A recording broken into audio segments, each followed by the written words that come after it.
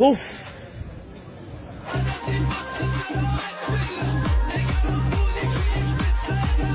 ودندمارا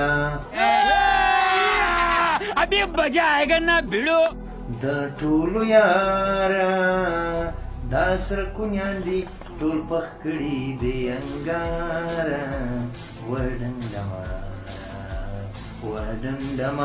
مننه برو.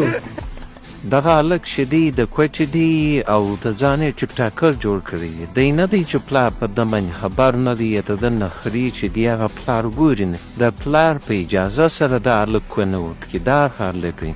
دا دې په ښه خبره وکړه پرېږدي صاحب دا اوس څنګه کار دی دغه هلک ریزیومي دی اول ځان دی سینګار کړی لږه خوره سره چې په کار کې مقابله او بیا چې دی شونډان دی کوي په شونډانو باندې چې کوم شمونه کوي ته یې وینې دا اوس د څنګه سړي کار دی دا د بې خاندانه سړي کار دی دا د دې سړي کار دی چې په کور کې مور او پلار یې هم ګوتې سره ورکوي مور ورور یې هم ګوتې سره ورکوي ګرد کور د ګوتو ګپه سره یې لایي بس را روان وي مور ته هم ګوته ورکړي خور ته هم ګوته ورکړي هغه یې بل ته ورکړي مېلمه چې ورشي ګور ته ګوتې ورکوي دا د مېلمه څه پیدا دی د دې د مور په دا رټ کوچ کې د ګور غڼو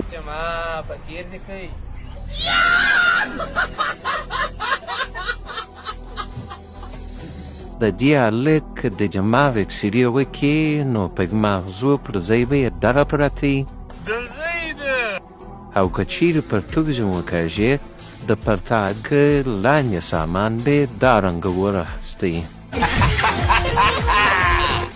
د دو کیسو ته وګوره شونډان دی که یې د خوره سره مقابله شروع کړې دی د خور یې ځان زیات سینګار کړی دا وجه باندې چې دلته راشي په ټیک ټاک کې ګیرات پیدا کړي او بیا پلار ته یو 2 روپۍ د ور وګټي او پلار یې بیا هم درې تاو کړي او په هوټل کې ناست دي چای پر هوا غواړي چې راسه نن زما د زوی د کونې ګټه راغلې ده په دغه باندې به زه چای وکړم د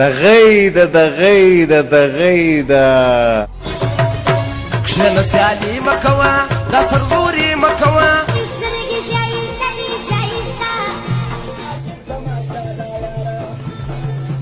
چیرې یې ډنډمار کاکو ورکه د چینجې ګولې چې چینجې ورک سي دغه نوده به د چمن ده او پلار ایستلې ده ټیک ټاک له ټیک ټاک په کوي او د ده د سومبۍ په ګټه ځان مړي زما د پلي ولاده وه د دوی د مور دا یو کاشي نیغی وغم دا یو کاشي نیغی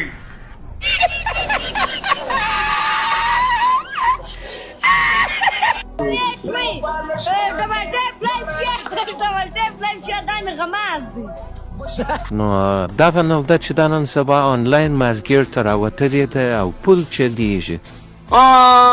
نن سبا په شویندو کې دي خالي اسعارو ډوبوي نور یې نشي ډوبولی خو دا چې د یو سړي دی بیا چې ډېر ګپ جنګ ورته وکړي د هغه دی بیا خیر دی په تیلو باندې در بیا اخیستلی شي په تیر دې کوي د غیده د دې هلک زه و پلار ته وایم نو که ما بیا دا پیرله د دې سړي په ښځه کې د خپل موږی کته نه کوم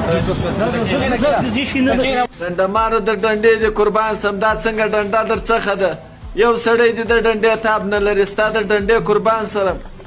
سره در یارانو زنده‌باد مننه برو غواړم خالي د سره شیر کې یو لایک یو کمنټ غواړم یو لایک یو کمنټ